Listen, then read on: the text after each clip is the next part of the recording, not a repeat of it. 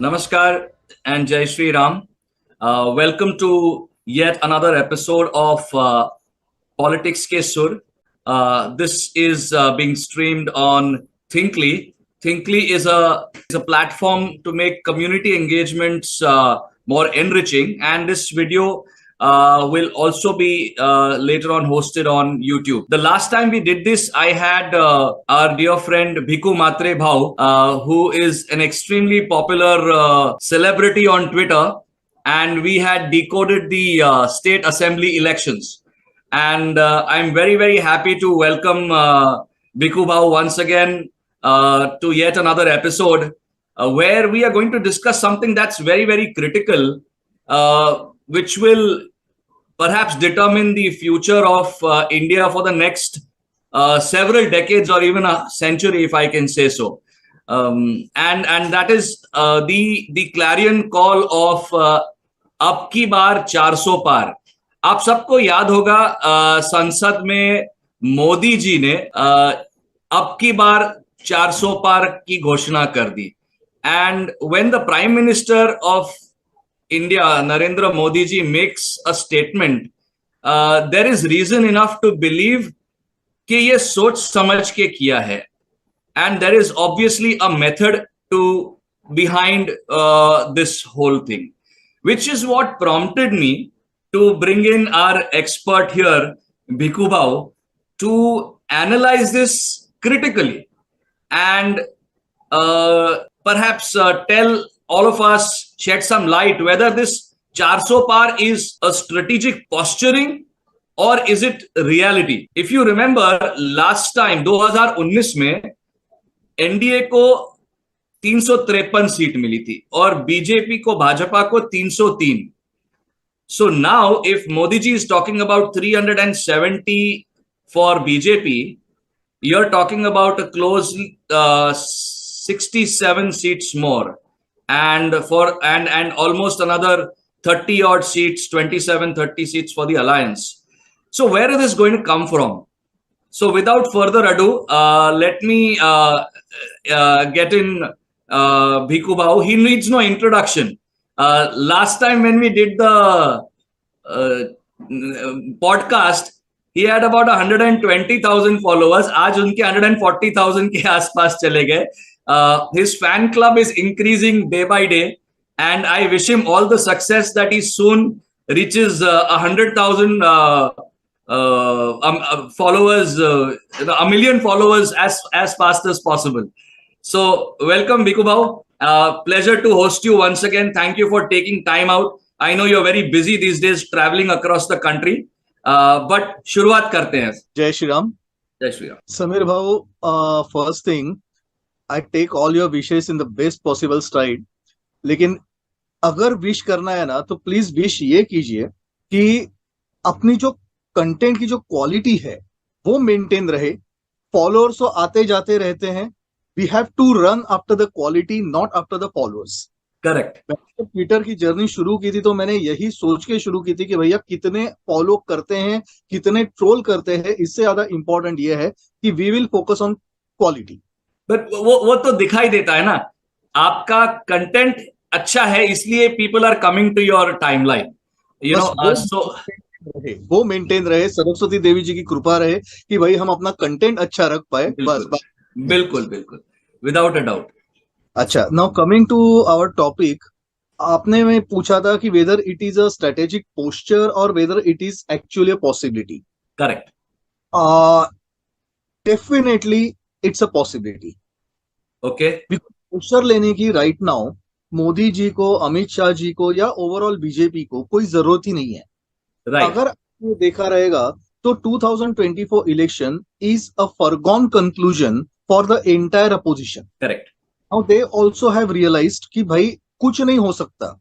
अब यहाँ पे बात सिर्फ इतनी है कि कल अगर सपोज मोदी जी ने बोला है, अमित शाह जी ने बोला है कि अब की बार 400 पार, तो कल अगर मान लीजिए 380 सीटें आती है तो ये बोल के खुश हो जाएंगे कि देखो हमने 400 नहीं होने दी.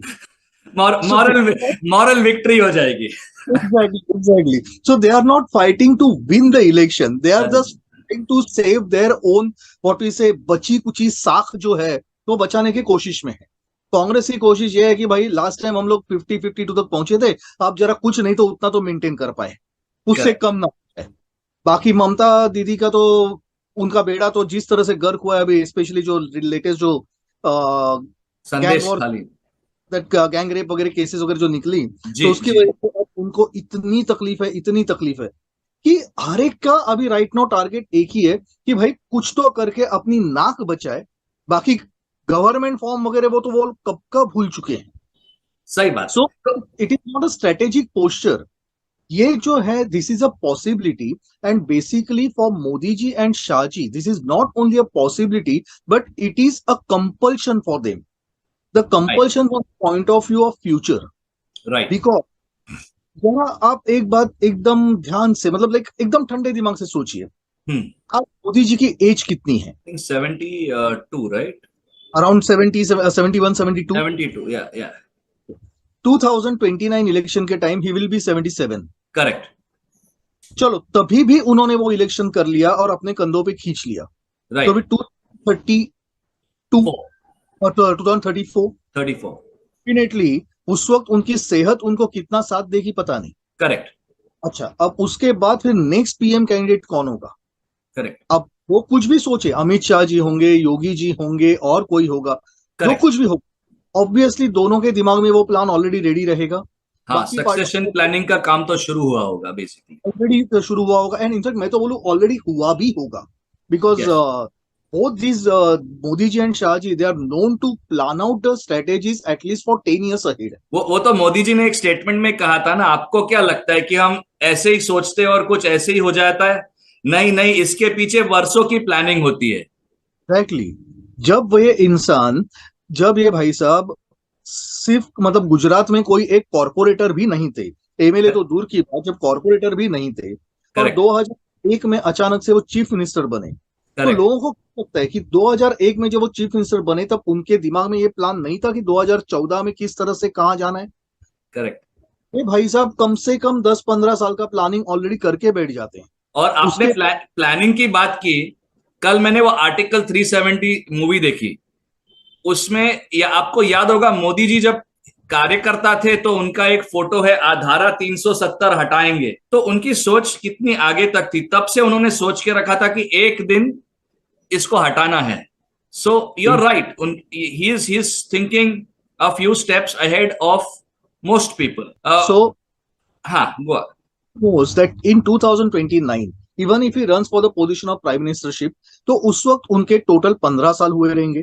तो उसकी वजह से थोड़ा सा जो एंटी इनकम्बेंसी जो रहता है, भले मोदी जी है लेकिन एंटी इनकम्बेंसी थोड़ा बहुत तो 15 साल के बाद आने ही वाला है। तो उसे काउंटर कैसे किया जाए, उनके पास ये भी प्लानिंग आज रहेगी। But I am thinking about 2034, I am talking about 2034। तो 2034 में जो सक्सेसर होगा, उनके साथ फिर हम लोग किस तरह से विक्ट्री अचीव करेंगे। आप जरा सोचिए, आज Modi ji is a star campaigner all over Bharat, लेकिन आप अगर देखेंगे तो अभी तक अमित शाह जी को as a star campaigner all over Bharat achieve करने के लिए थोड़ा टाइम है, थोड़ा और उनको वक्त लगेगा। Because he is taken as a master politician but not as a people's leader. He is more of a back end strategies, number crunching, कैसे क्या करना है, क्या रणनीति अपनानी है, वो सब देखते हैं बेसिकली। Exactly. लेकिन कैसा होता है ना कि अगर आप सपोज एक हिंदी फिल्म की बात करेंगे, देखिए हाँ परेश रावल जी है, उसके बाद फिर अपना वो खामखा कौन है, अपने पंकज त्रिपाठी। तो हाँ। ये जो पर्टिकुलर एक्टर्स है, these are the real actors. ये करेक्ट। पूरी मूवी अपने कंधे पे लेके जाते हैं। करेक्ट। लेकिन फिर भी उस पिक्चर में कहीं ना कहीं पब्लिक को खींचने के लिए आपको अक्षय कुमार को रखना पड़ता है, करेक्ट। पब्लिक को खींचने के लिए आपको कोई ना कोई तो फालतू एक आधा खान रखना पड़ता है, मे भी रणबीर कपूर रखना पड़ता है। क्योंकि क्या है कि एक ऑडियंस की एक मेंटेलिटी होती है, उन्हें क्वालिटी तो चाहिए एक्टिंग की, but they don't expect that from these particular so called superstars. तो होता क्या है, पब्लिक को, ऑडियंस को थिएटर तक लाने के लिए एक ऐसी इमेज चाहिए कि जो पैन भारत इमेज हो। करेक्ट। और उसके साथ साथ पीछे एक ऐसा क्वालिटी एक एक्टर होना चाहिए कि जो आपका पूरा का पूरा पिक्चर अपने कंधे पे लेके जा सके। एंड राइट नाउ बीजेपी के लिए ये बहुत अच्छी बात है कि ये परफेक्ट कॉम्बिनेशन उनके पास मोदी जी और अमित शाह जी के बीच में मिलके मिला बैठा हुआ है।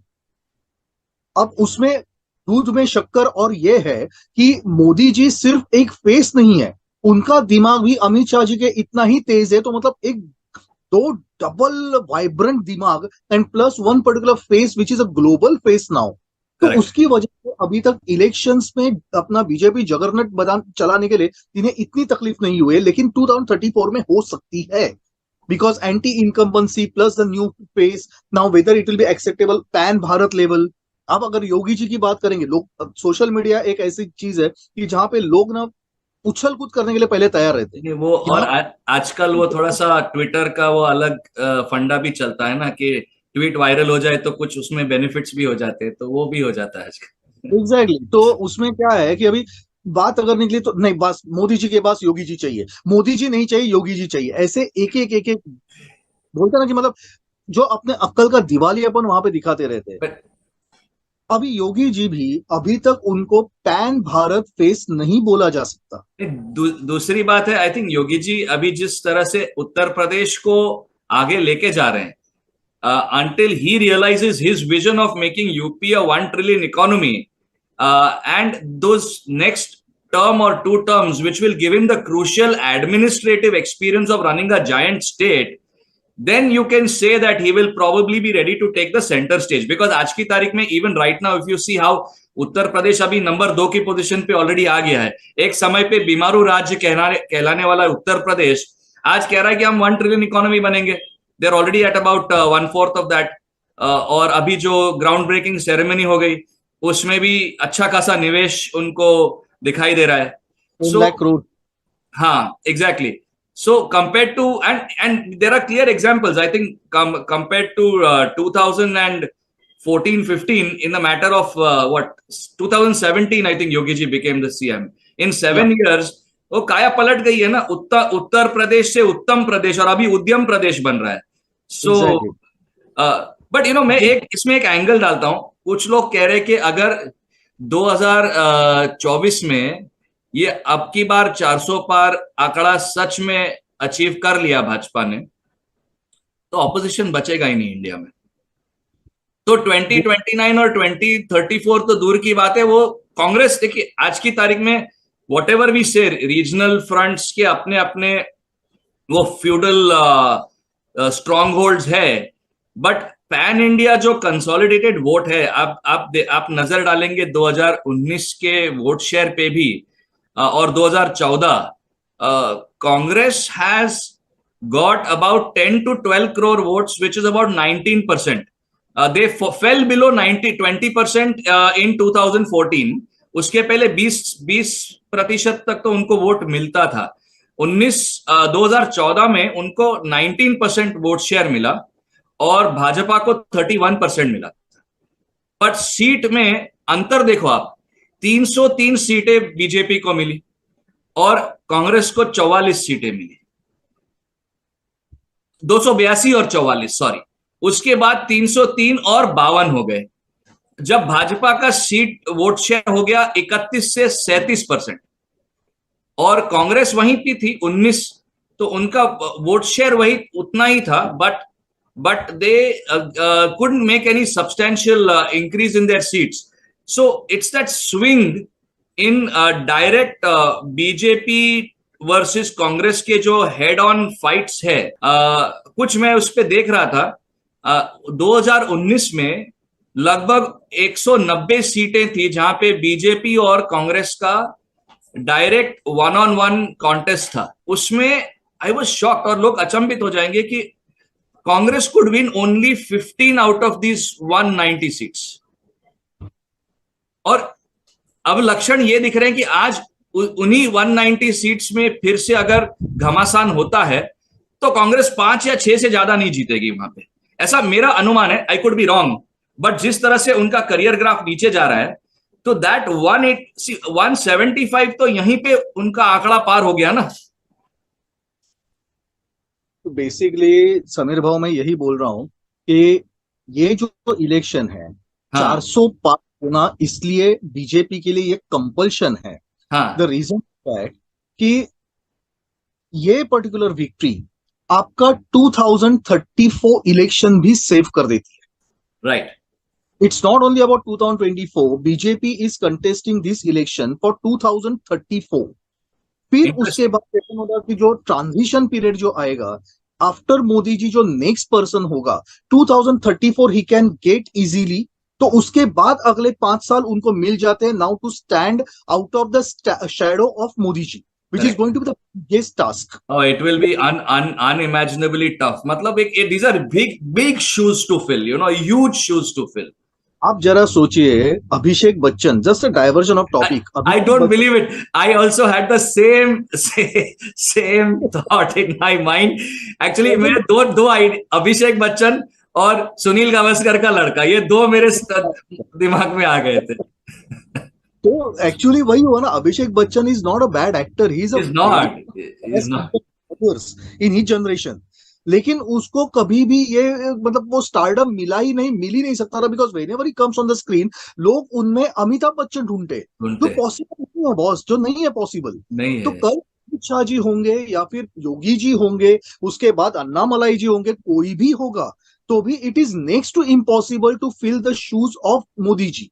तो कम से कम क्या है कि उन्होंने जो पेड़ लगा के रखा है उसकी इतनी बड़ी शैडो है, उस शैडो के अंदर अपना दूसरा एक पेड़ अगर इंडिविजुअली भी कोई लगा पाए तो भी वो बहुत बड़ी बात होगी. और उसके लिए उसे वो पीरियड जो चाहिए वो 34 to 39 का चाहिए. Correct. So now actually BJP is going to fight the election without Modi ji directly in 2039. लेकिन तब तक का जो सफर है वो एकदम सेव करने के लिए, अपने नेक्स्ट जनरेशन के लिए भी सेव करने के लिए, this election is of utmost importance. That is why 400 basically. Exactly, because उससे क्या होगा, आपने जो एक बात कही बिल्कुल सही बात है. मैं भी नहीं चाहता कि भारत विपक्ष मुक्त हो जाए. डेमोक्रेसी के लिए ये सबसे बड़ी खतरे की घंटी है. अच्छा, दूसरी चीज, अगर हम ऑनेस्टली बात करेंगे, हमने कांग्रेस को क्यों हटाया? Because of their corruption and plus because their anti Bharat activities. Yes. इसमें से एक एंटी भारत एक्टिविटीज आप निकाल दीजिए, बिकॉज बीजेपी में ऐसा कोई भी लीडर नहीं है, ना आज है ना next second and third ring में है, कि Correct. जो एंटी एक्टिविटीज करेगा. Correct. या उसमें से कोई भी सोच होगी. Definitely they are going to sell our nation to China, they are not going to sell our nation to US और टू रशिया.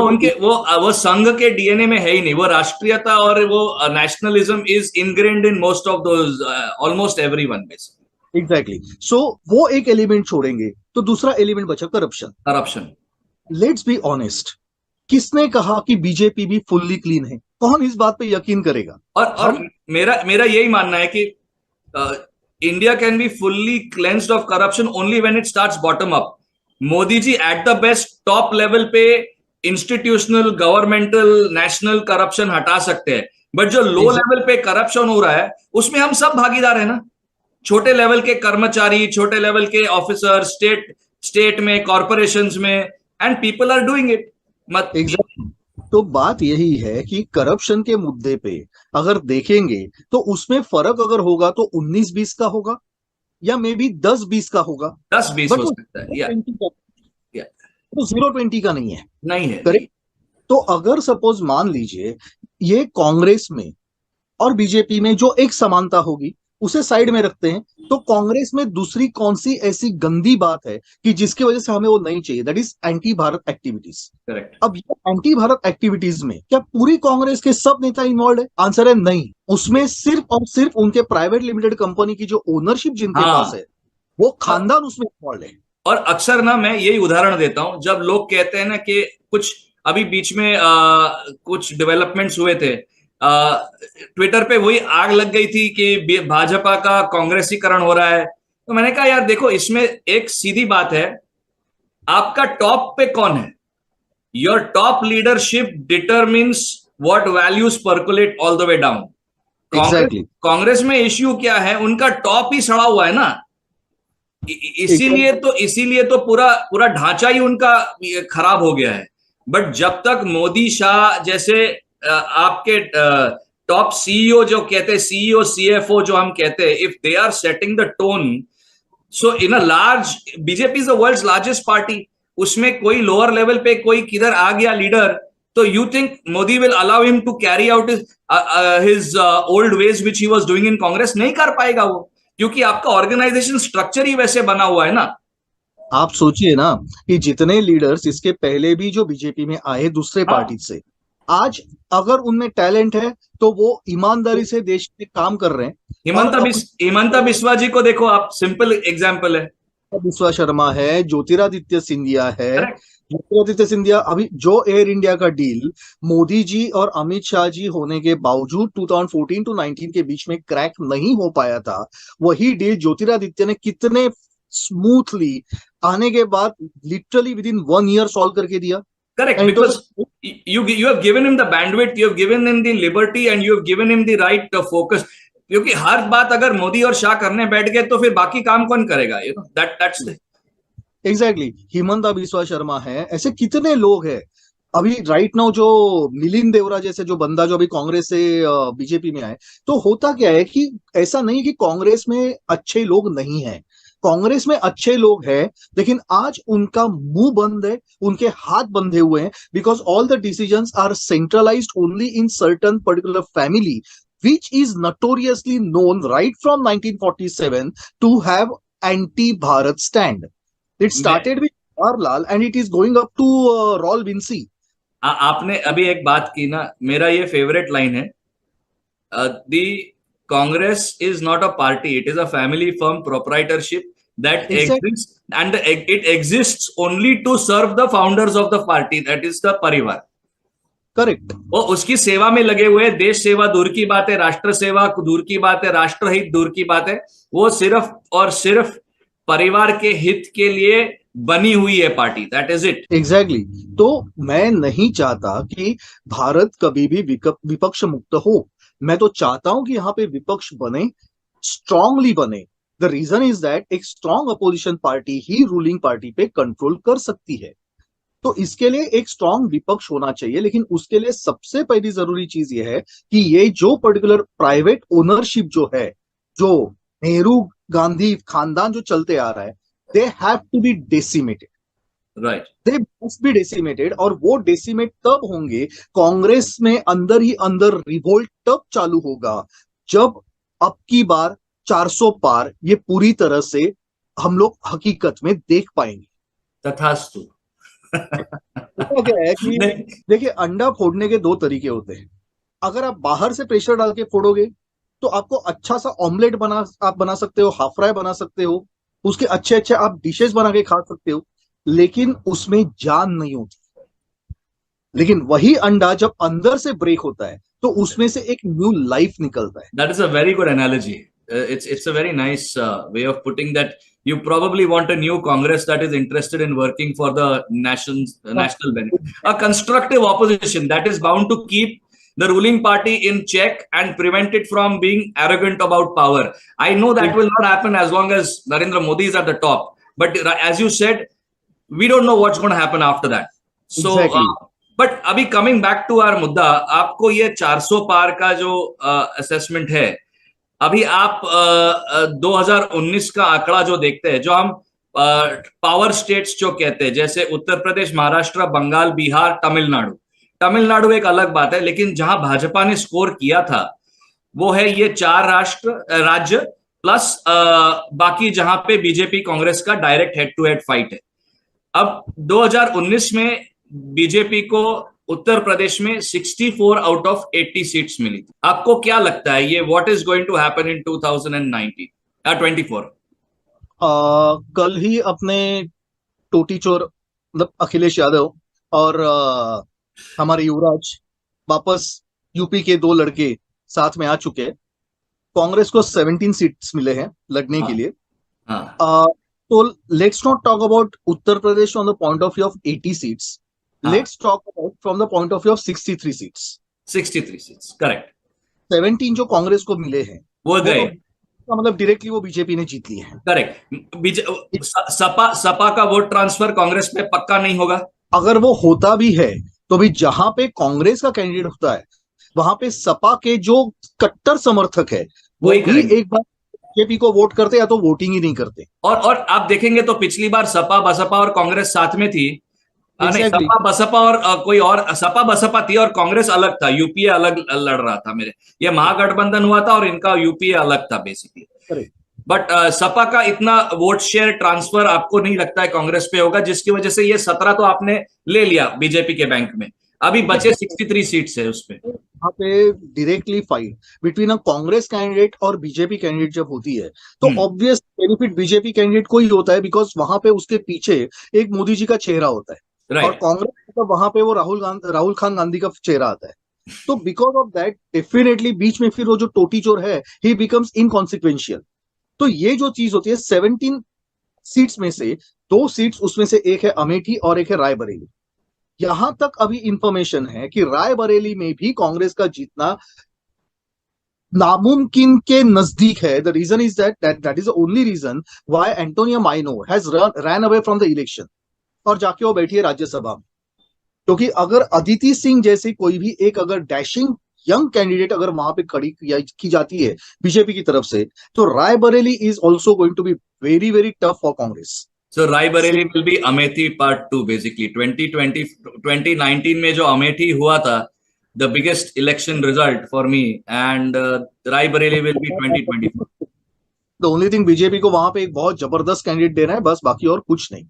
अच्छा, और लोग यहाँ तक जो हवा फैला रहे हैं कि शायद बियांका मतलब प्रियंका वाड्रा वहां से खड़ी होगी वगैरह वगैरह, मुझे तो नहीं लगता कि वो वहां से खड़ी होंगी, बिकॉज इनका इंटरनल पॉलिटिक्स जो दोनों भाई बहनों के बीच में जो चला है, जो एक्चुअली जो लोगों के सामने आता नहीं है, but this is a fact that Bunty and Babli are trying to cut each others legs basically. तो ये जो पर्टिकुलर चीज चल रही है, तो because of that I don't think that Priyanka Vadra will take the chance of fighting from Raebareli. और अभी तो उनका मेन एडवाइजर भी तो भाजपा में आ गया ना, Acharya Pramod, I think is, I don't know if he officially joined, but वो तो मतलब मोदी जी के गुण गा रहे हैं कंटिन्यूअसली। तो एक सवाल है यहाँ पे, जो 63 सीट्स हम कह रहे हैं जिसमें सपा और भाजपा का कॉन्टेस्ट होगा, उसमें आपको भाजपा का क्या स्ट्राइक रेट लग रहा है, और इसमें राम मंदिर का क्या इंपैक्ट होगा? मैं ओवरऑल 80 में से 77 to 78 वाओ एनडीए को पकड़ के चल रहा हूं। द रीजन इज दैट आपने अगर सपोज कांग्रेस और समाजवादी का अगर गठबंधन देखा, तो उसके सामने जो एनडीए का गठबंधन है वो हर जाति को साथ में लेके चलने वाला गठबंधन, राइट। और अपना दल है, अभी Apna Dal is there with Bhajpa, right, in NDA. Yes, Apna Dal का एक्चुअली 2 फैक्शन है। उसमें से जो अनुप्रिया पटेल जी का जो फैक्शन है वो हमारे साथ है, और दूसरा फैक्शन जो है वो अखिलेश के साथ है। लेकिन उन्हें 1 सीट मिलेगी, 2 सीटें मिलेंगी, या वो भी नहीं मिलेंगी, कुछ बोल नहीं सकते, but they are not that influential. तो मतलब बेसिकली राजभोर, अनुप्रिया पटेल, यस, निशा आर्य, अभी अपने जयंत चौधरी का वेस्टर्न यूपी में आपको काफी बहुत जबरदस्त इम्पैक्ट मिलेगा।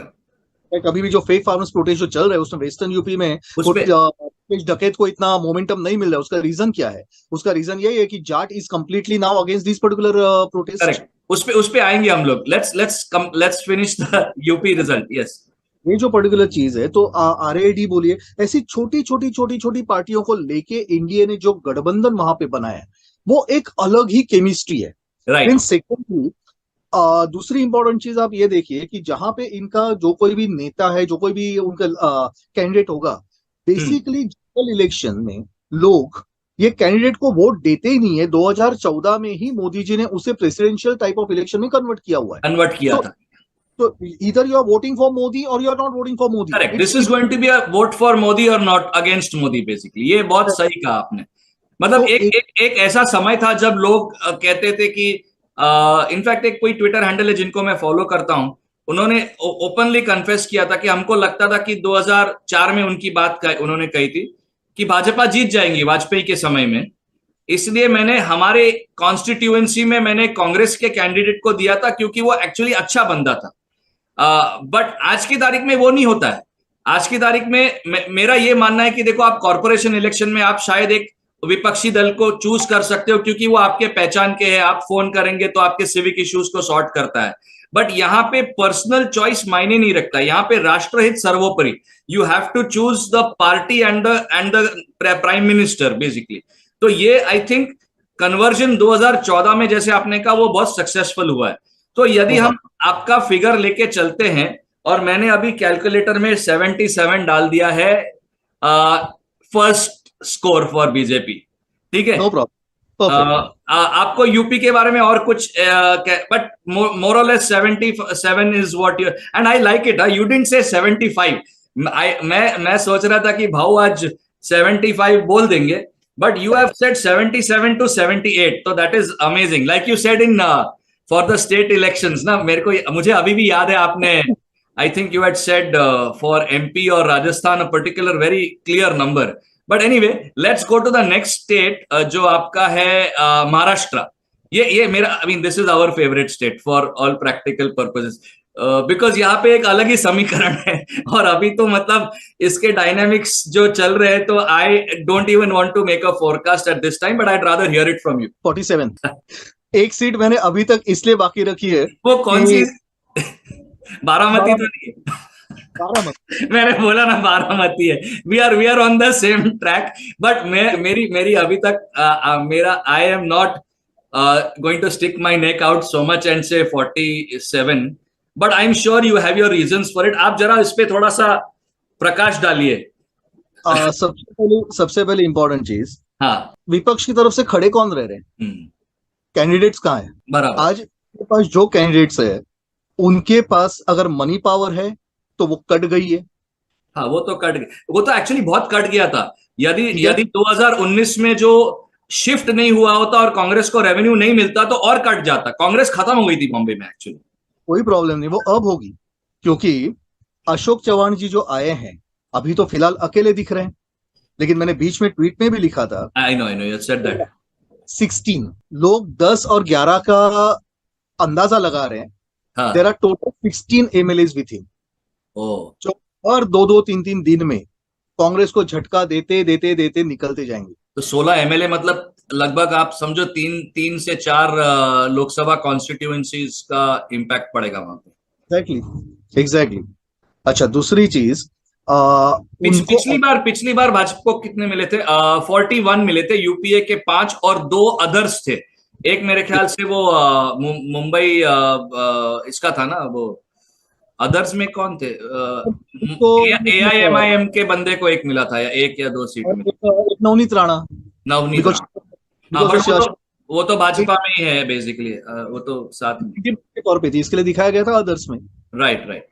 तो मेन इंपॉर्टेंट चीज ऐसी है कि अभी महाराष्ट्र में राइट नाउ देखिए, कोई भी गठबंधन में सीट शेयरिंग के ऊपर जैसे फिशर्स होते हैं, जैसे खींचातानी होती है, एनडीए में भी है, लेकिन वो उस तरह की नहीं है। वो उस तरह की नहीं है जैसे बाकी पार्टियों में होती, कि तीनों ने, देवेंद्र फडणवीस जी हो, एकनाथ शिंदे जी हो या अजित पवार दादा हो, तीनों ने एक समझदारी दिखा के वो हिसाब से। And secondly, what is more important is, when वो Modi ji and Amit Shah ji, they take any big leader from other parties to NDA और टू बीजेपी, तो उस वक्त एक जो विचारधारा होती है, जो उनका अंडरस्टैंडिंग होता है, वो पहले से क्लियर होता है। आज आप देखिए, कर्नाटका में भी जेडीएस के साथ गठबंधन डिक्लेयर हुआ है, अभी तक सीट शेयरिंग ऑफिशियली डिक्लेयर नहीं हुआ है, लेकिन फिर भी वहां पे ना देवेगौड़ा के यहां से कोई ऐसे विरोधी सूर निकल रहे हैं, ना हमारे कोई नेता वहां पे बेवकूफ जैसी कोई स्टेटमेंट्स दे रहे हैं। सेम थिंग इन महाराष्ट्र, कोई ना कोई इधर उधर आके अपनी अपनी बात करता है, लेकिन उसका इतना बड़ा बवाल नहीं होता जितना अदरवाइज होना चाहिए।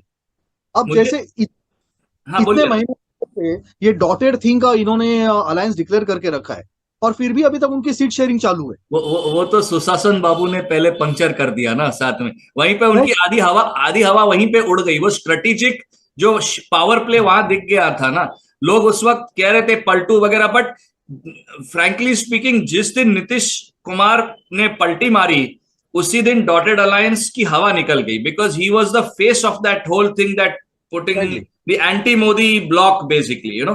But मेरा एक इसमें ना, I just want to play the devil's advocate. अभी हम महाराष्ट्र में कह रहे हैं कि इनका जो विकार आघाड़ी है, महाविकार, उनमें कुछ ना कुछ खींचातानी हो रही है। ये कह रहे हैं कि Congress should start from zero, but अभी पिछले कुछ 2-3 दिनों में ऐसा लग रहा है कि उनका सीट शेयरिंग कुछ बन रहा है।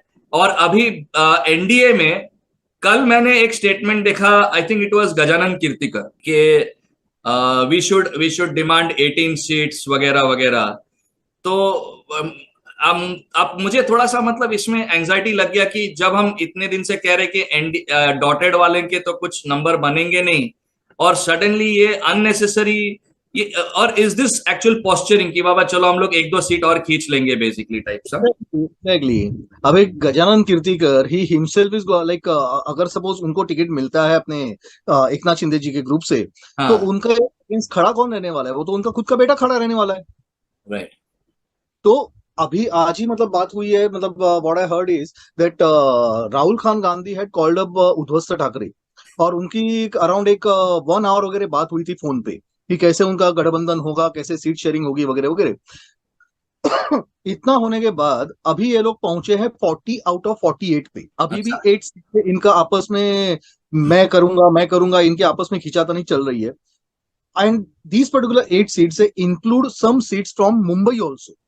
Congress is demanding that we should get at least 3 seats to contest from Mumbai out of 6। out of 6। और उद्धव बोल रहा है कि नहीं, हमें तो कम से कम 4 चाहिए। तो मतलब, और दूसरी चीज, आप खड़े किसे करोगे पहले आप मुझे वो तो बताइए। ऐसे बताइए कि साउथ जो बॉम्बे आप तो चला गया, दैट इज गॉन, वो that is completely gone. But आपका मतलब व्हाई डू यू से, I mean 47 is a shocking number. Honestly मैं थोड़ा सा हिल गया। आई वाज थिंकिंग कि आप कहोगे मे बी लास्ट टाइम का परफॉर्मेंस है 41 वाला, वो तो शायद 40 जाएंगे वगैरह। हाँ 42 तक। कुछ लोग तो नहीं, कुछ लोग तो कह रहे हैं कि अब मतलब 28 सीटें मिलेगी, 22 सीटें मिले, मतलब मुझे हंसी आई। आप मतलब कहाँ से निकाल रहे हो यार? मतलब इट्स एक ही रूम में बैठ के जो पॉलिटिकल एनालिसिस करते हैं उनके हिसाब से Maharashtra is going to be biggest setback for India, this and that. आप जरा एक बात बताइए, किस तरह से मोदी जी और शाह जी एक एक रीजन उठाते जा रहे हैं। अब जरा उस पर ध्यान दीजिए। सबसे weakest section for NDA, for BJP and Shiv Sena, Eknath Shinde ji, was Marathwada. आज वो राइट, मराठवाड़ा सबसे ज्यादा सेफ हो गया। करेक्ट। अशोक चौहान के आने अशोक बाद चौहान के आने के बाद Marathwada is much stronger now, looking much better definitely. अभी, और सेकेंडली, क्या क्या मुद्दे थे, मुद्दे कौन कौन से थे, आप जरा देखिए। जहां पे उद्धव के लोग खड़े होंगे, जहां पे उद्धव का कैंडिडेट खड़ा होगा, हो सकता है कि मराठी मतदारों में से कुछ लोग अभी भी उसे वोट करें।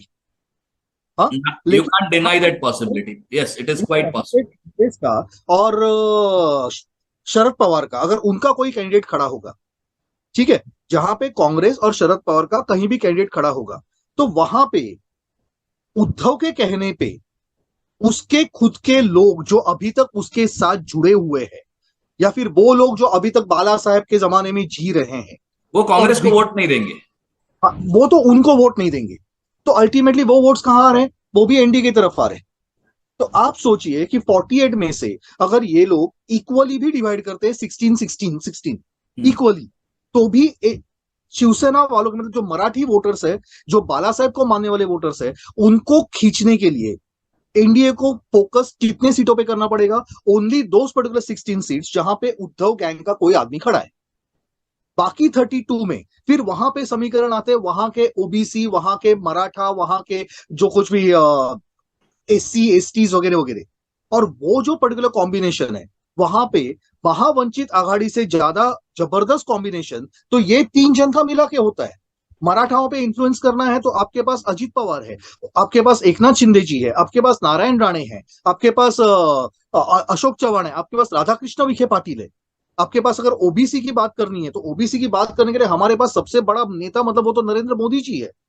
उसके बाद फिर हमारे जो ओबीसी नेता है वो भी है। अब तो कौन है अपने, अगर पंकजा मुंडे ताई अगर सपोज नाराज भी चली, तो भी सामने कौन मुंडे,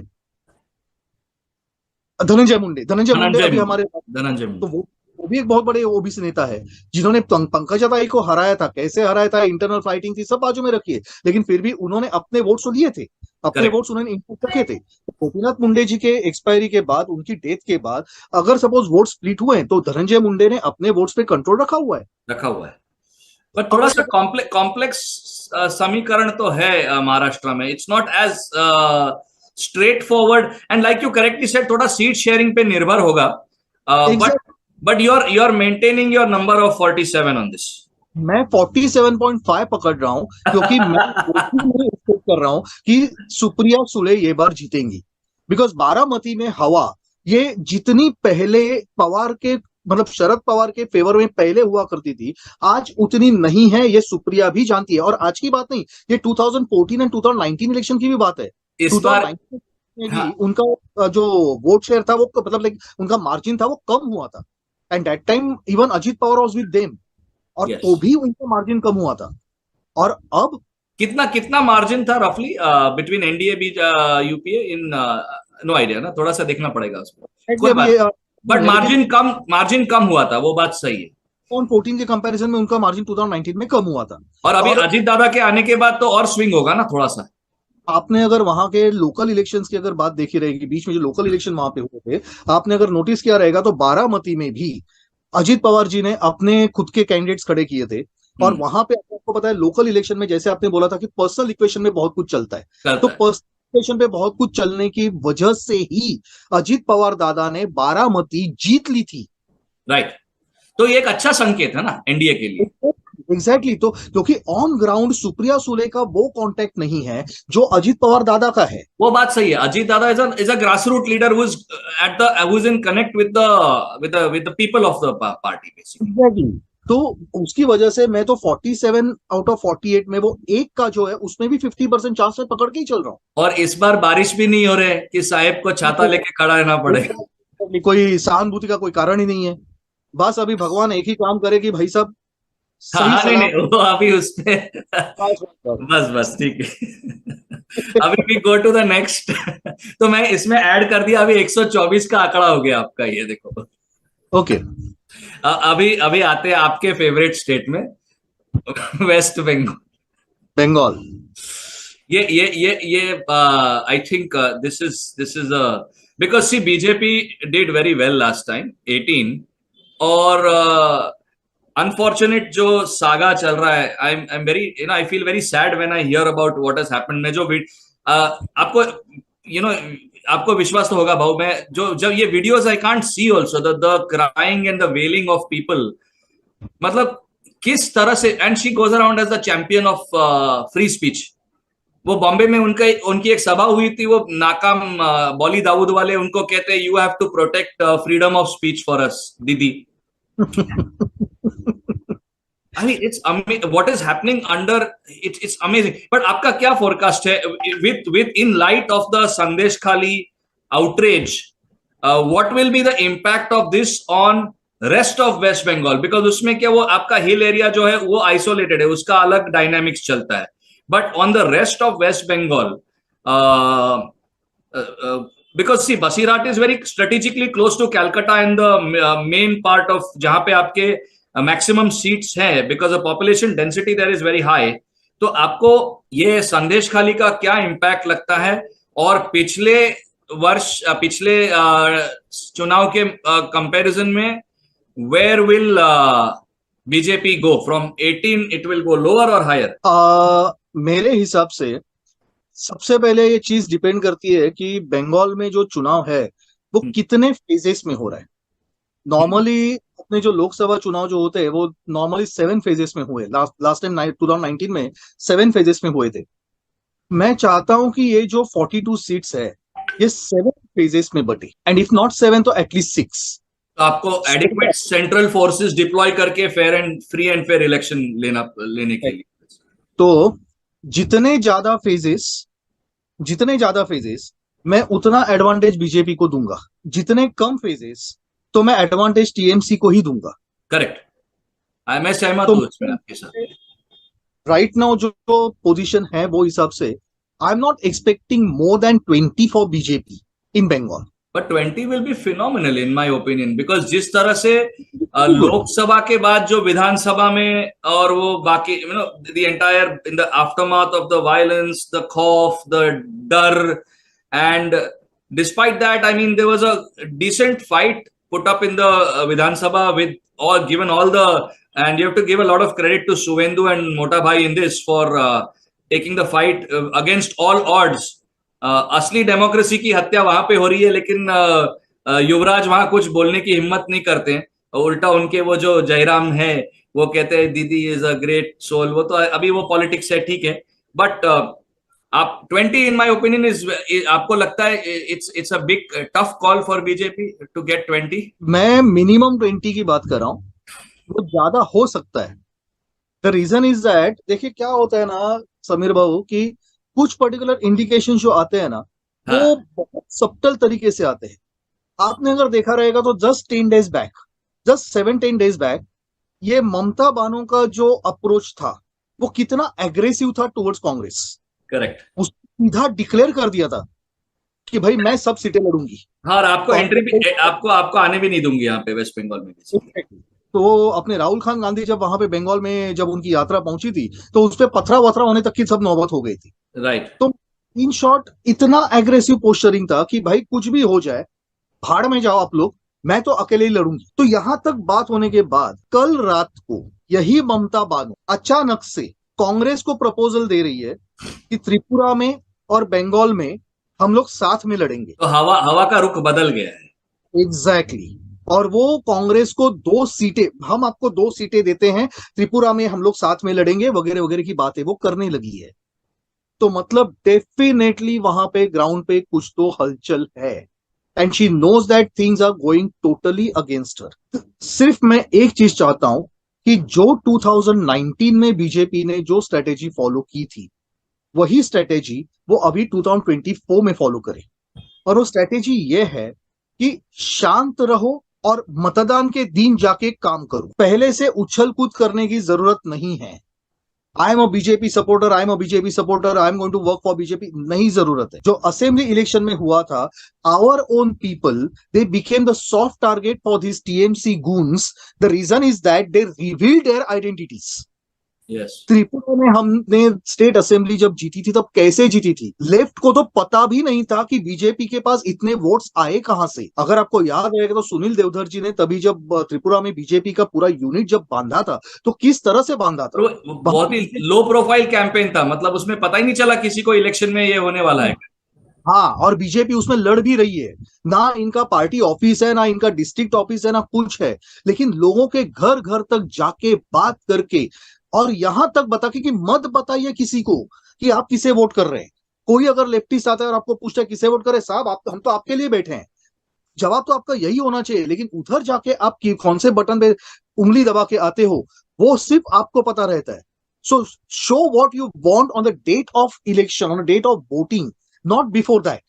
That is for your safety So, as well as to keep the opposition on a so what we we say. so we take 20 for West Bengal. Yes, I think that much we should get. Right. So 77 plus 47 plus 20. तो अभी हम लोग पहुंचे 144 इन 3 seats. अब आता है एक और पावर स्टेट, वो है बिहार। यहाँ पे 35, हाँ, 35 35 to 36. You can count 35 right now. 35 because there is total I think 40 seats ना बिहार के।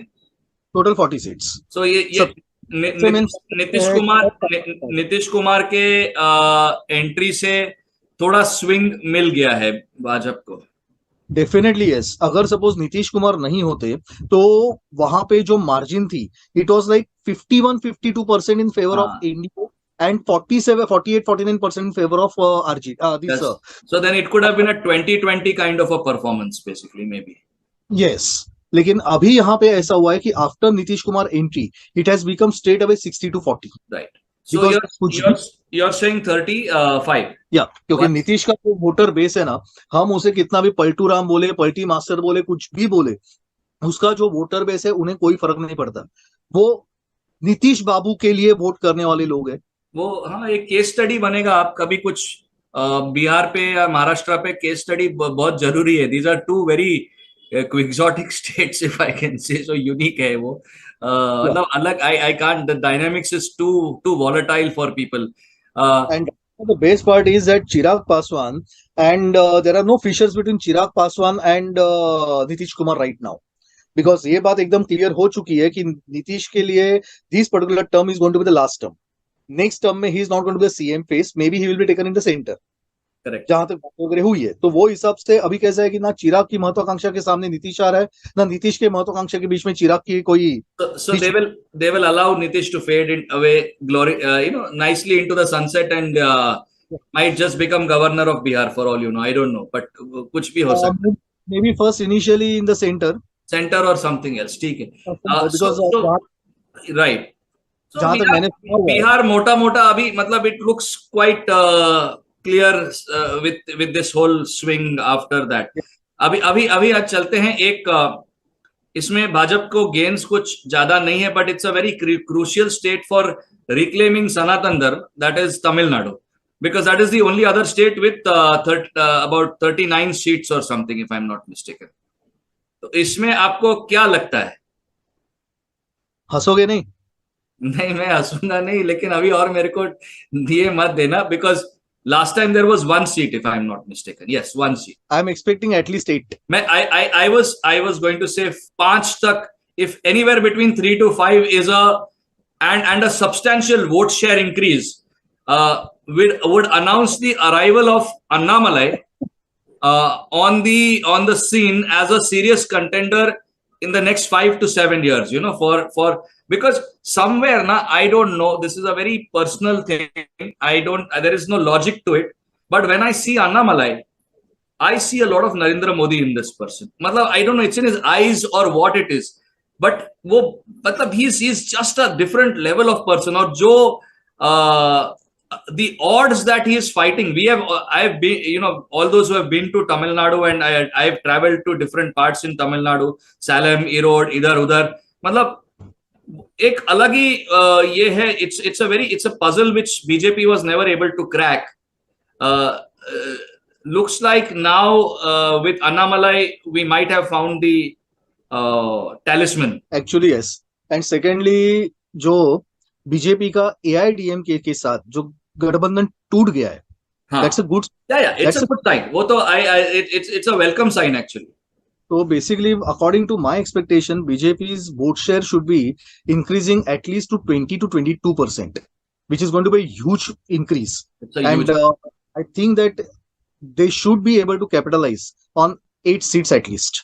मैंने शायद आज ही किसी ट्वीट में लिखा है कि कल लिखा था, I don't know, but Tamil Nadu will spring in those particular, हाँ आज ही लिखा था मैंने. कल जो MSP जो बढ़ाई थी शुगर केन के ऊपर, तो उसके बाद पड़ने वाला है, तो उसके ऊपर जब मैंने लिखा था, तब Tamil Nadu is also one of the 5 states जहां पे शुगर केन फार्मर्स बहुत है. Okay. और उसमें कम से कम अराउंड 10 पर्टिकुलर सीट्स में ये शुगर केन फार्मर्स का बहुत वहां पे इन्फ्लुएंशियल होल्ड है. And plus the kind of Hindutva tsunami which is coming up over there. I think एक साइलेंट अंडरस्टेटेड ग्राउंड स्वेल बन रहा है, specially after. See, what these guys didn't realize that Prabhu Shri Ram is universal. और जो राम का south India में जो है, right from Rameshwaram to so many other places, they have underestimated the impact of and frankly speaking, मैं तो कहता हूँ ना कि this Udayniधि Stalin is batting for us. and I really want कि भाई, और वो जो उनके जो 2-3 और लोग हैं, जो एक पार्लियामेंट में कुछ गौमूत्र स्टेट्स बोल के चला गया, किसी और ने कुछ बोल दिया, तो मेरे हिसाब से इनको मैक्सिमम मीडिया बैंडविड्थ मिलना चाहिए अगले 2 महीने के लिए. तो और दूसरी चीज क्या है कि शुगर केन फार्मर्स का है, देन काशी तमिल संगमम जो मोदी जी ने अभियान चलाया, उसका उधर काफी असर पड़ा है. एंड सेकेंडली देन अन्नामलाई जी ने जो वहां पे जो पूरा का पूरा ग्राउंड चर्निंग जो किया हुआ है, that is beyond expectation for everyone. And दूसरा एक फैक्टर मुझे ऐसा लग रहा है कि हवा और थोड़ी, मतलब बोलते हैं ना गई, ऑलरेडी हवा तो तेज बह रही है, उसी में थोड़ा सा और उसमें फैन भी चला देते हैं तो हवा का रुख थोड़ा और बढ़ेगा. I won't be surprised if Nirmala Sitharaman ji is given ticket for some constituency in Tamil Nadu. Okay, that is a big statement, because actually because she's at the end of the day she's finance minister, और मतलब high stakes campaign होगा फिर वो basically. exactly. और उसका असर आजू बाजू के कम से कम 3-4 कॉन्स्टिट्यूएंसीज पे पड़ता है. वाओ, ये एक बहुत ही बड़ा, मतलब आपने असेसमेंट दिया है. आई एम एक्सपेक्टिंग कि Tamil Nadu will do those wonders which 2019 did in Bengal. तो आप Interesting, मेरे yeah. 8 seats is a big number, boss. Biku Bhau. हाँ 8 seats, Bhau, is a big number actually. Yeah, मैंने मतलब you have really stuck your neck out this time. So 100 हम लोग पहुंचे 187 पे. अभी अभी अभी चलते हैं कुछ 5-6 राज्यों में जहां पे डायरेक्ट बीजेपी और कांग्रेस का फाइट है. राजस्थान, मध्य प्रदेश, छत्तीसगढ़, हरियाणा, कर्नाटका और गुजरात. अब वो छोटे छोटे राज्य जो है ना, एक एक एक एक राज्य भी उठाते जाते हैं. हाँ, ठीक है, ये 6 पहले कांग्रेस बीजेपी वाले डायरेक्ट ले लेते हैं ना. चलो ठीक है. हाँ, और उसके बाद वो north east union territories, Goa, वो सब एक साथ हम लोग प्लग इन करके उसका एक आप नंबर दे देना फिर. ठीक है. Okay. But let's say we start this आपने जो अभी जो असेंबली इलेक्शंस हुए, हरियाणा, सॉरी, मध्य प्रदेश, छत्तीसगढ़, राजस्थान, हरियाणा, कर्नाटक और गुजरात, ये 6 स्टेट्स है हमारे जहां पे. और ऑफकोर्स कर्नाटक में थोड़ा जेडीएस का एंगल आ गया है, but otherwise it's by and large BJP Congress fight basically, you know. So what is your take on let's say Madhya Pradesh? Madhya Pradesh मतलब total number of seats are 29. Last time BJP got 28, UPA got 1. That was Chhindwara, yes. अभी छिंदवाड़ा का टमाटर 20. मध्य प्रदेश में 29 seats है ना. हाँ, तो आप पूरे पकड़ लीजिए. कितने? पूरे ना? ऑल 29. ओके. ऑल 29 बिकॉज जहां तक मेरी इंफॉर्मेशन है, कमलनाथ जी कांग्रेस नहीं छोड़ेंगे, राइट. लेकिन नकुलनाथ बीजेपी में आएंगे. अच्छा. और कमलनाथ तो ऑन पेपर कांग्रेस में रहेंगे ना, काम तो उसको करना ही नहीं है कुछ बेसिकली. इसलिए उसे अपने बेटे का फ्यूचर अगर सेफ रखना है तो शांति रहना पड़ेगा. नहीं, And बराबर है. काम उनको करना पड़ेगा, और वो काम ये होगा कि मध्य प्रदेश कांग्रेस के अंदर ही अंदर और फूट डलवाते रहे. अभी जैसे कल उन्होंने वहां के 40 ऑफिस बेरर्स और छोटे मोटे लीडर्स को बीजेपी में भेज दिया है. आगे भी ऐसा ही काम करते रहे, और क्या. करेक्ट. सो मध्य प्रदेश नो इश्यूज 29. अभी चलते हैं गुजरात. तो मतलब अभी क्लीन स्वीप और कुछ सोच ही नहीं सकते हम लोग. वो तो कोई जरूरत नहीं है. 26 ऑल फुल 26. फोरगॉन कंक्लूजन है वो, तो मैं सीधे गिनता हूं, उसमें कोई एनालिसिस करने की जरूरत नहीं है. गुजरात हो गया. अभी आपका आ गया Rajasthan. 25 seats, right. Rajasthan has 25. Yes, last time it was 25 का 25 क्लीन स्वीप. या दैट वाज 24 अपने इंडिया के थे, और एक अपना इंडिपेंडेंट था जिसको यस.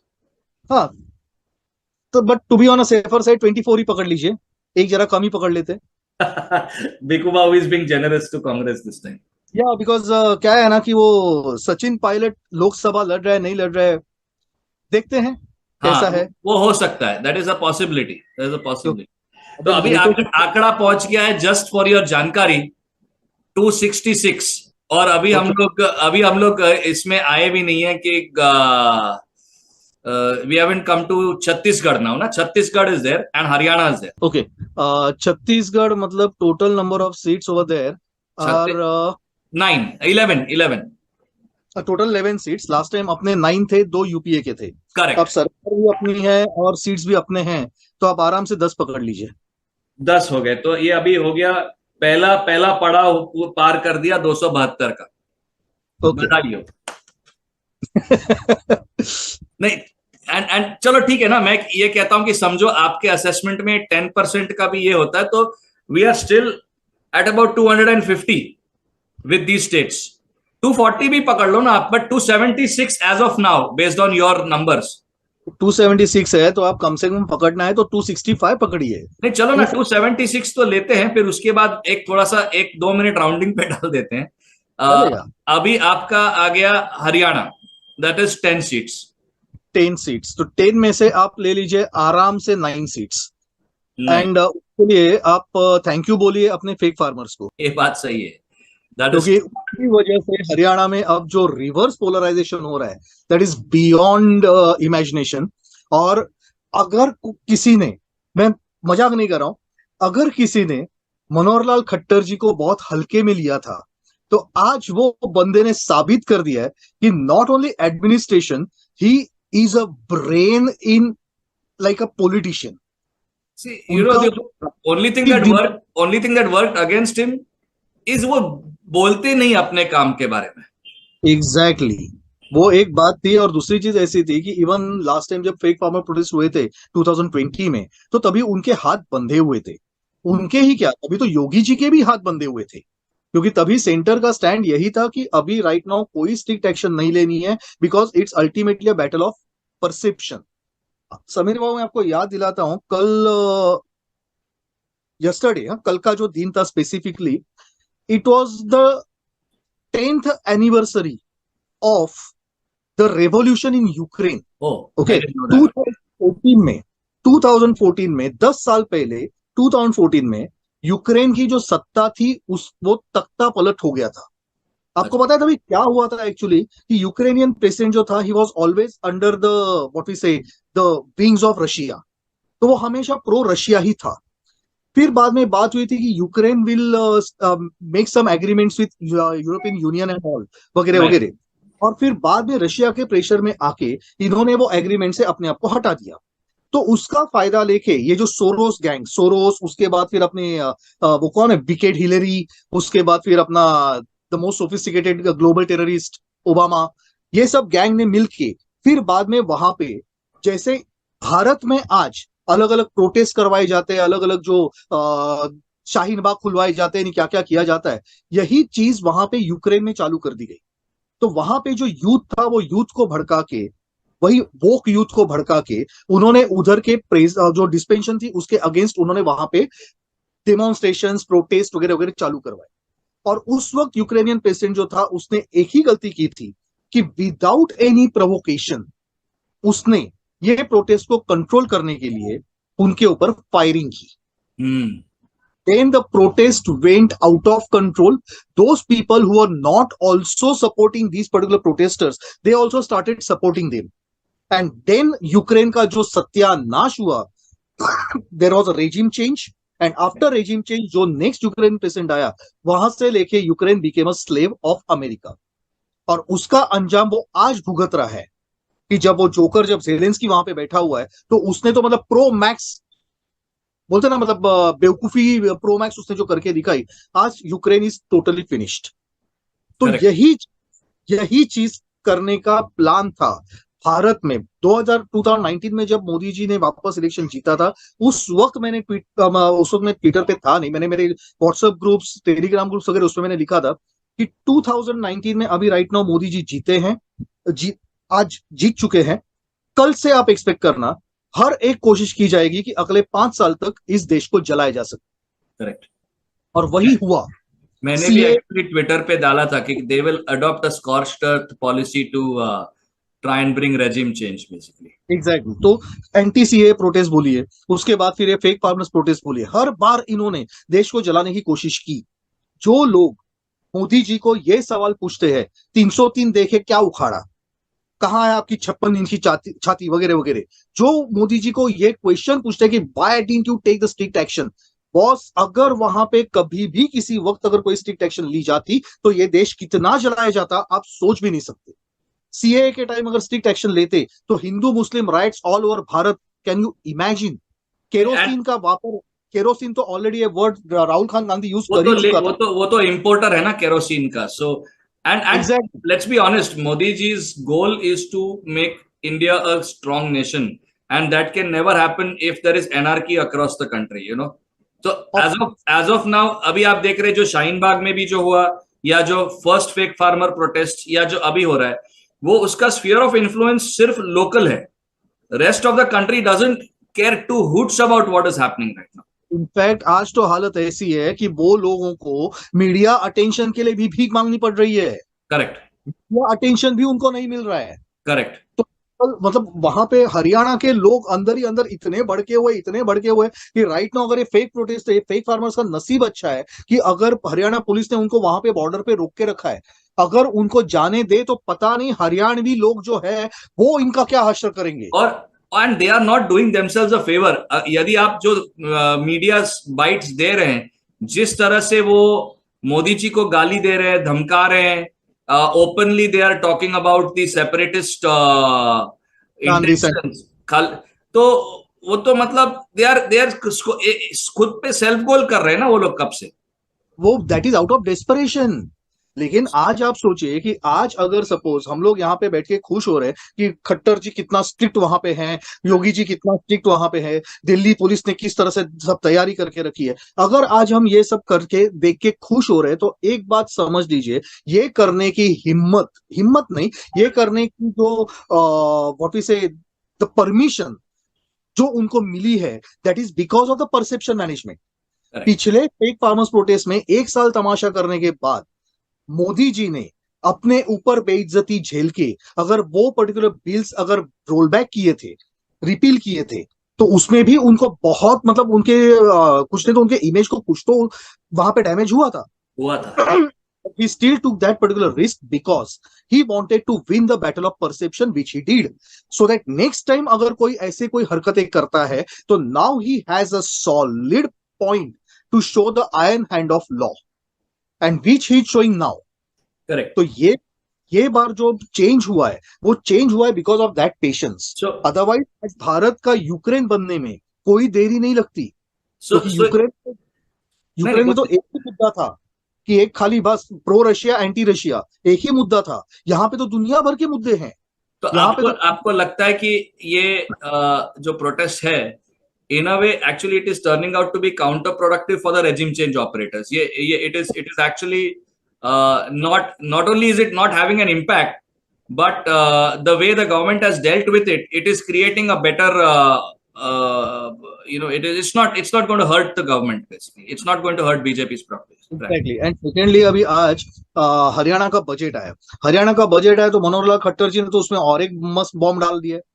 मैंने ट्विटर पर डाला था उसका कि इन्होंने आज इंटरेस्ट एंड पेनल्टी माफी even I tweeted on that, जो उन्होंने कहा कि आप मुद्दल लौटा दो आपके इंटरेस्ट और पेनल्टी वेवर हो जाएगा।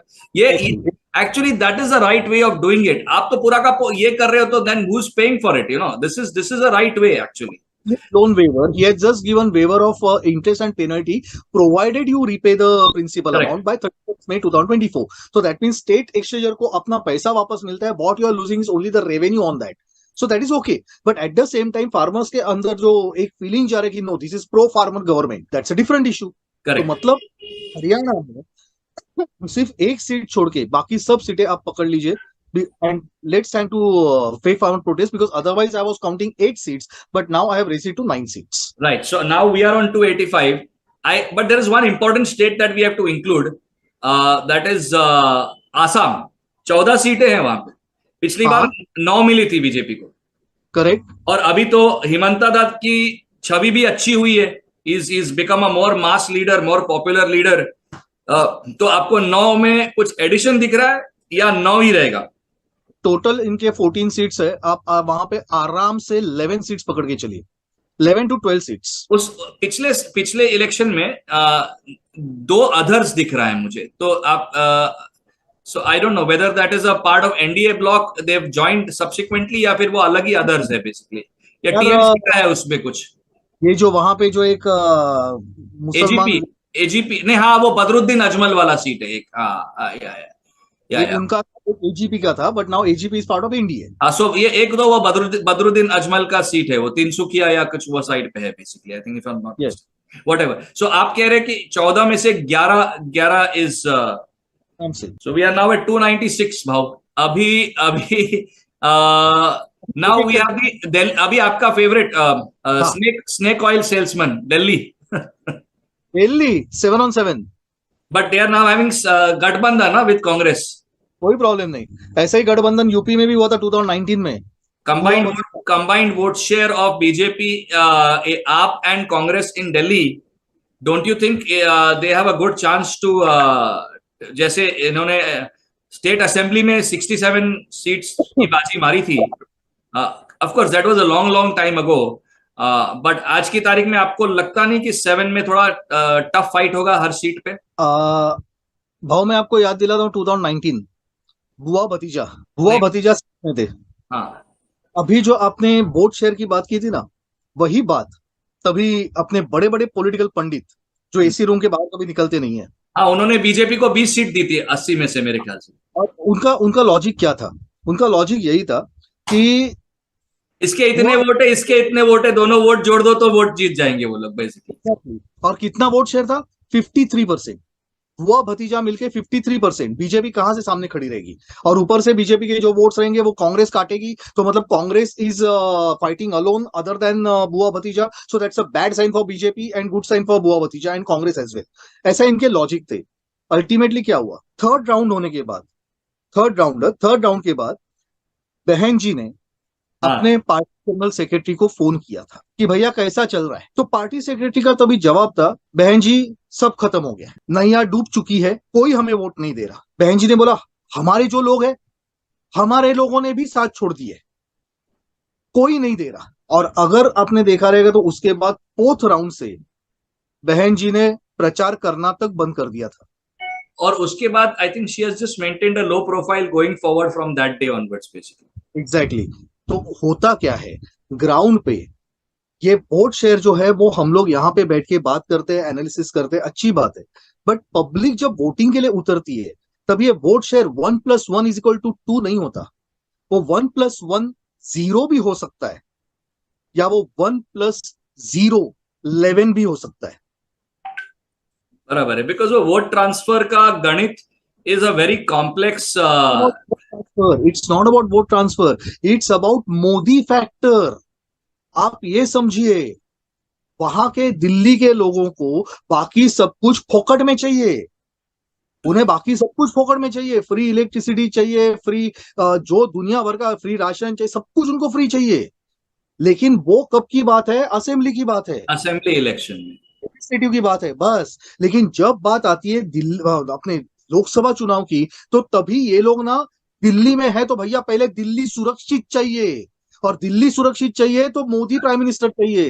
ये एक इंपॉर्टेंट पॉइंट है, बिकॉज नेशनल सिक्योरिटी के हिसाब से अगर ये वोट दिल्ली में डाला जाएगा, then yes, you're talking about the center, because then Delhi becomes the most vulnerable place for India if we have a weak government at the center in terms of any uh, in unforeseen terror attack or anything else. सबसे पहले target Delhi या मुंबई सबसे होता है। Experience किया तो दिल्ली और मुंबई ने ही एक्सपीरियंस किया है। यस यस, सबसे ज्यादा झटके तो इन दोनों ने ही झेले हुए हैं बेसिकली, यू नो। तो ये एक डिफरेंट फैक्टर होता है। कोई फर्क नहीं पड़ता, आप और कांग्रेस दोनों साथ में आते हैं।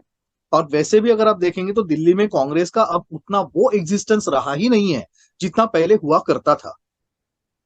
Correct. So so you are saying 7 to yes yes, पक्का पक्का 700%। सो अभी हम पहुंचे हैं 303 के आंकड़े पे। बधाई हो, 2019 का आंकड़ा पार कर दिया है। And I think with that we have come to अभी जो दो बड़े स्टेट्स है जहां पे, बट लेकिन वहां बीजेपी का कोई प्रेजेंस नहीं था। एक है आपका तेलंगाना, और झारखंड अभी हमने नहीं लिया भाई। झारखंड भाऊ, we have not taken Jharkhand and Himachal, which is again. तो अभी ऐसे बात करते हैं समीर भाऊ, हाँ, अभी वी जो will wrap it up basically. तो अभी देखिए अंडमान, एक एक छोटे छोटे सब कुछ साथ में भी लेते आते हैं जो जो बचा है। अंडमान में लास्ट टाइम यूपीए की एक सीट थी और वो थी एनसीपी के पास। लेकिन अब वो जो पर्टिकुलर एमपी है वो खुद जेल में है। उसके बाद जो एनसीपी थी वो शरद पवार के अंडर थी। अब शरद पवार ग्रुप खत्म हो चुका है, और अब बाकी ओवरऑल नेशनल लेवल पे भी एनसीपी का सपोर्ट गया है अजीत दादा को। तो अभी वो एक सीट आप अपने खाते में ले लीजिए, that is now it is to NDA. Andhra Pradesh, Andhra Pradesh में टोटल है 25 सीट्स। यस, कुछ दिनों पहले तक, मतलब कुछ महीनों पहले तक, वहां पे अपने वाईएसआर के लिए ये कंप्लीट क्लीन स्वीप था। राइट, लेकिन पिछले 6 महीने में डायनामिक्स बहुत चेंज हुए हैं। करेक्ट। बस यहां तक खबर आ रही है कि ये पर्टिकुलर जो चीज हो रही थी वो अपने मोदी शाह जी जैसे जो पॉलिटिकल बाप है सबके, वो पहले से भाग चुके थे। इसीलिए इन्होंने 1 साल पहले से अब हमारे कौन है वो Chandrababu Naidu, he was giving the overtures to BJP कि एनडीए में शामिल होना है, but he was kept on hold for 6 months. उसके बाद फिर धीरे धीरे अब जब वहां से रिपोर्ट्स आने लगे हैं, पिक्चर बहुत चेंज हो रही है। बिकॉज वाईएसआर की जो उसकी सिस्टर है, तो उसने जो अभी कांग्रेस ज्वाइन की है, and she is now directly and aggressively attacking YS. Picture is changing very fast. Right, ऐसा अंदाजा है that NDA, if TDP is taken in NDA, they can reach to 10 seats. If TDP. So YSR will still get the more number of seats, but it won't be 25 on 25 as was expected before. अब expectation ये है कि around 10 seats ये TDP NDA के साथ ले सकती है. Subject to TDP BJP alliance. And it is more or less what I am hearing. It is nearly finalized. So we'll put the 10 and Yeah. then we will take a stock of this because हम लोग best case scenario ले रहे हैं ना basically right now, you know.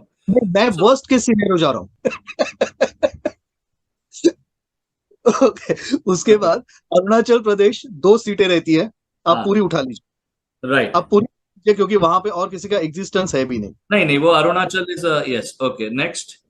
Chandigarh, अगर किरण खेर जी को वहां से चेंज किया जाए, किरण खेर जी को अगर वहां से चेंज किया जाए तो चंडीगढ़ बीजेपी के साथ आ सकता है.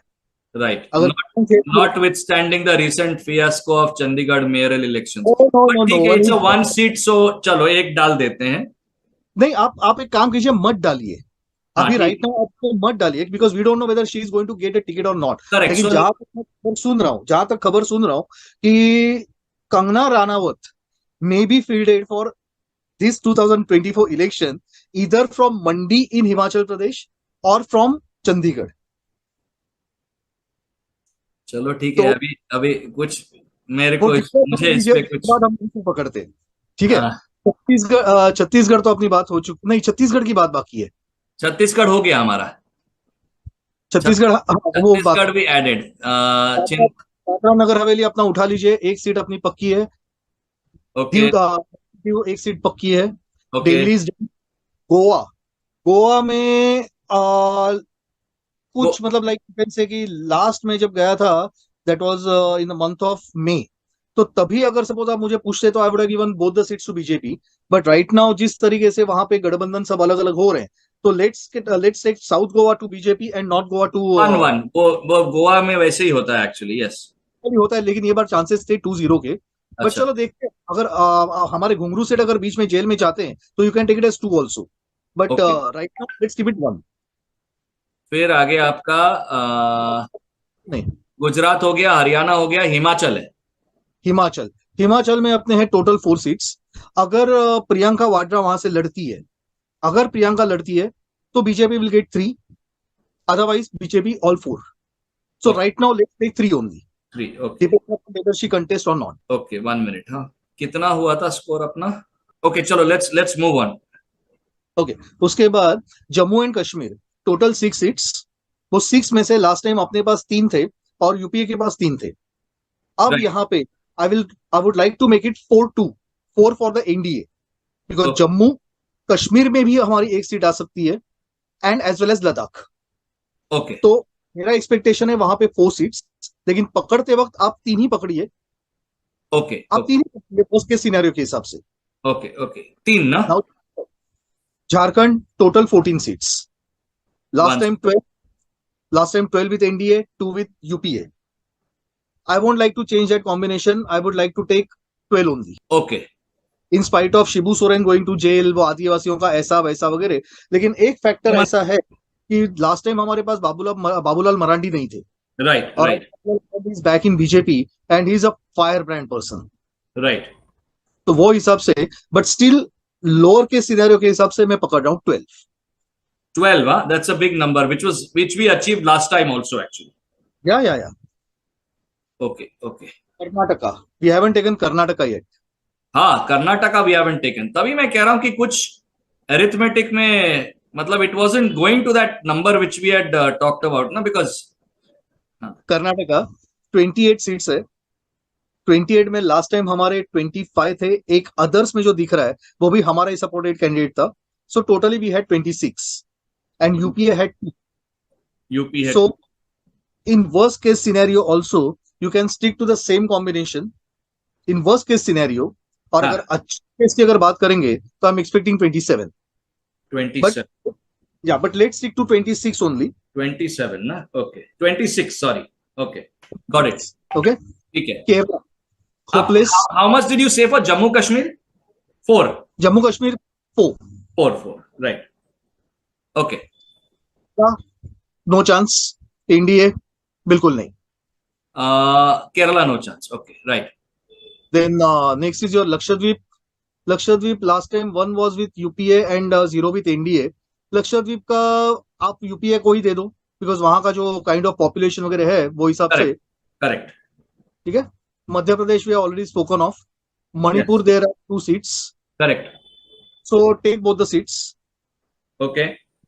वन थिंग इज श्योर कि मणिपुर में जो कोई भी कैंडिडेट होगा, Right. जो कोई भी देगा, वो कांग्रेस का नहीं होगा. Right. और जो पार्टीज है वो सब इंडिया के फैक्टर्स है. Okay. तो take both the seats. Right. Meghalaya there are 2 seats, तो उसमें से you can take 1 seat. 1 minute. Where are we now? Manipur. Meghalaya. Manipur आपने एक कहा ना? Manipur 2 seats and Meghalaya 1. Meghalaya 1. Okay. Yeah. Mizoram there is 1 seat, that is ours only. Right. Mizo National Front. Now we come Then- to Odisha. No, Nagaland. Sorry, Nagaland. 1 seat NDA. Right. Because ये states में हमने UPA को मतलब रहने वो नहीं तो दिया है. वो खत्म हो गई है वहां पे मेरे ख्याल से Congress basically. In Odisha there are total 21 seats. Yes, this And is a big this time BJP to last time BJP ने मतलब एनडीए के वहां पे 8. लास्ट टाइम 8 सीट्स है, यूपीए का 1 था. And Naveen Babu had the remaining. Yes. लेकिन यहाँ पे अभी राइट नाउ 21 में से I won't hesitate to take 10 seats this time. 10 seats. I think the BJP is also likely to field some heavyweights in Orissa for some key constituencies, na? Basically it will be a friendly fight.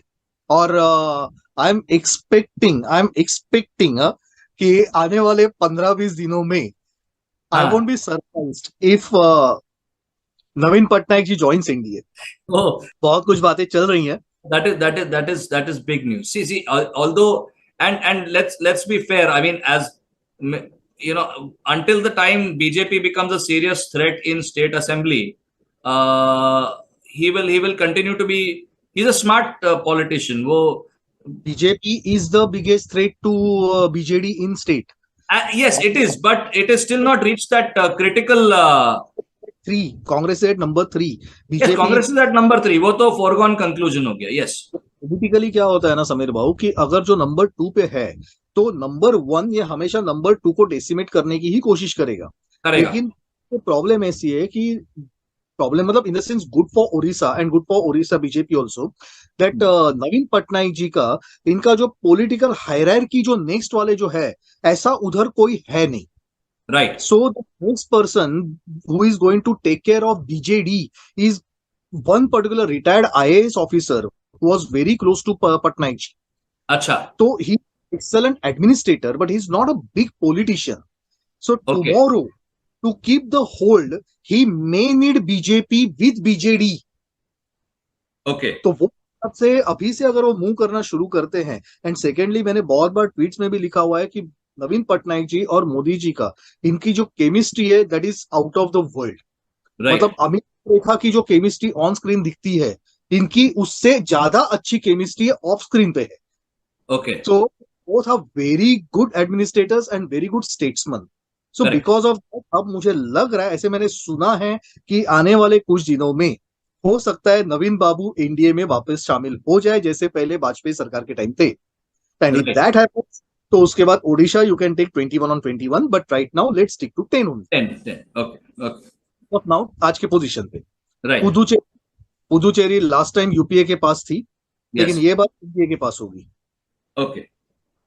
Then Punjab 13 on 13 seats है वहां पे.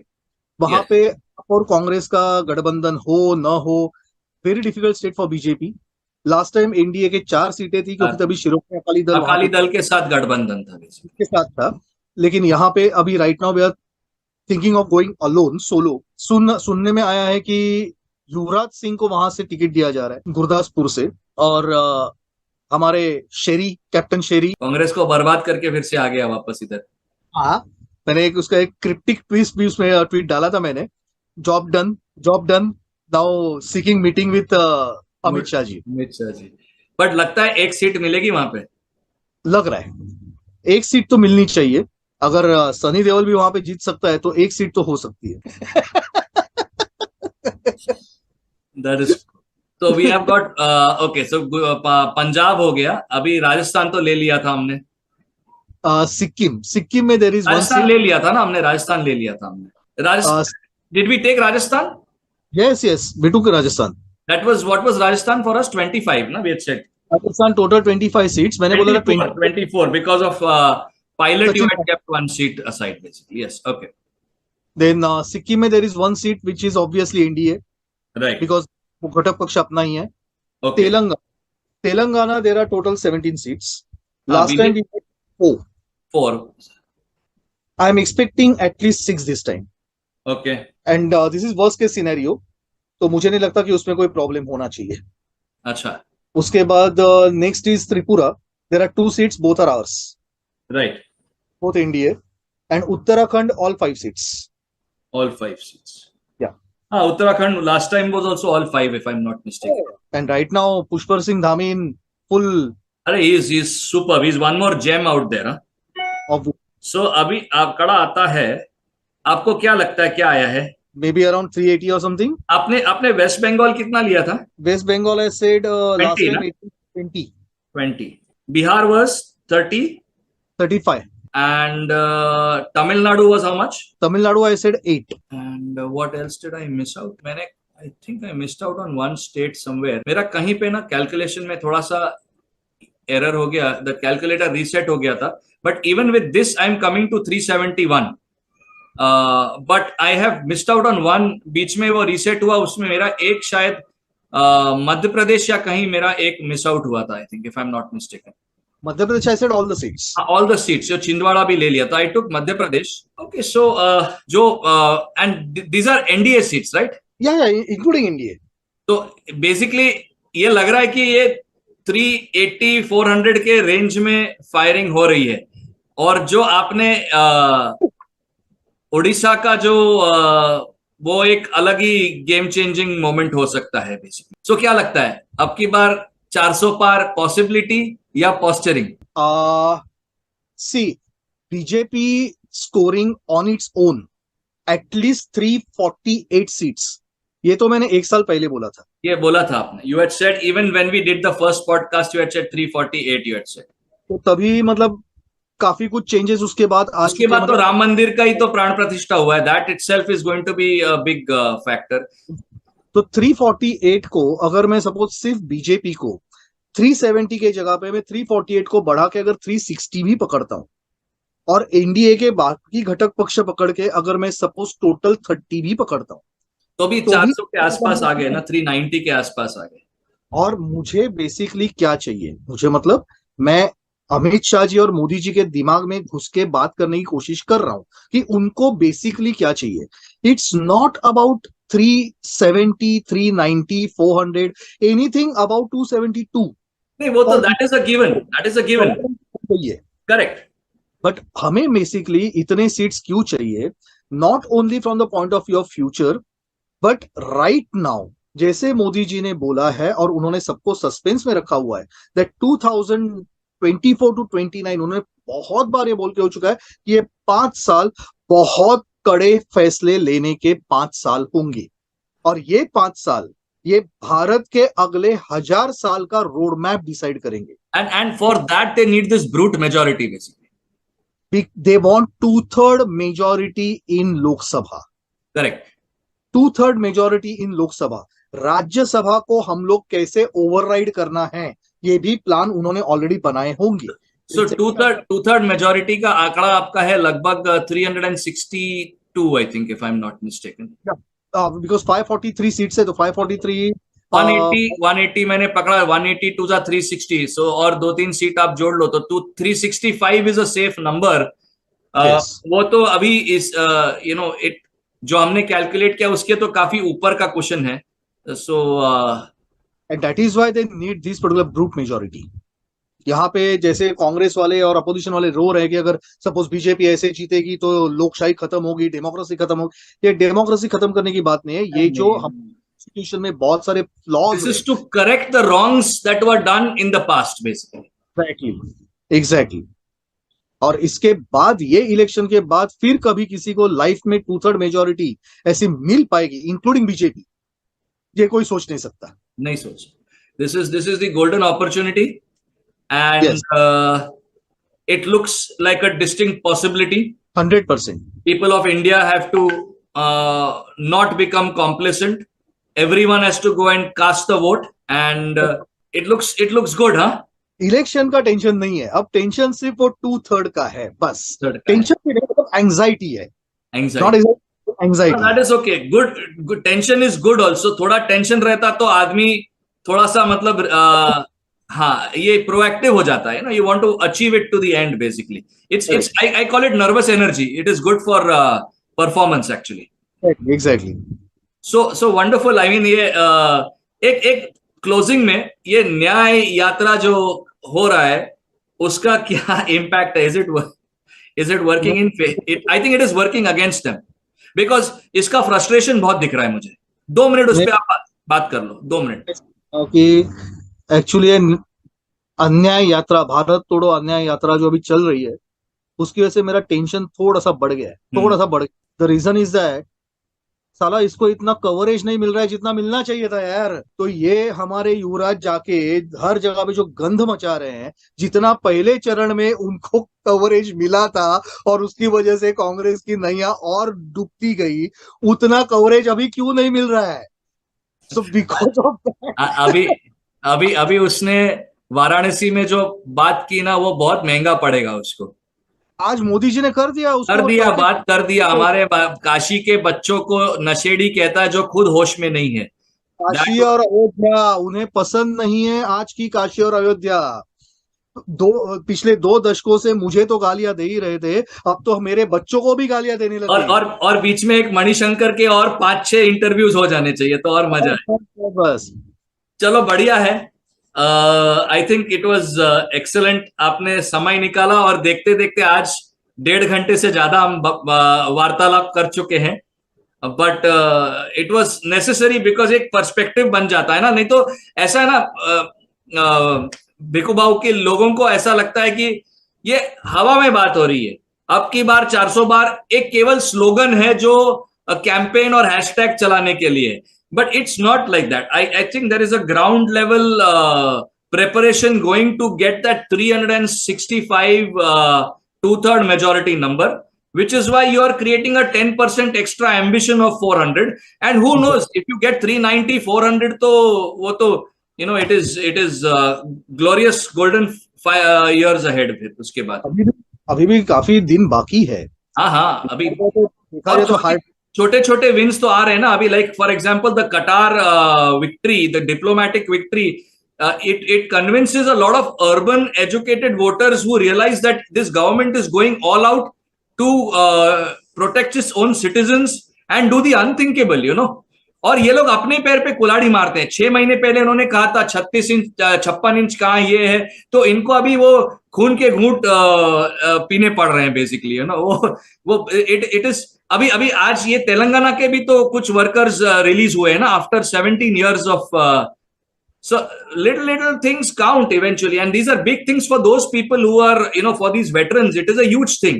हम लोग यहाँ little thing कह के नहीं कह सकते, but I am talking not from the magnitude of that event, but for those 8 or 9 veterans it's a big thing. Their lives have been saved.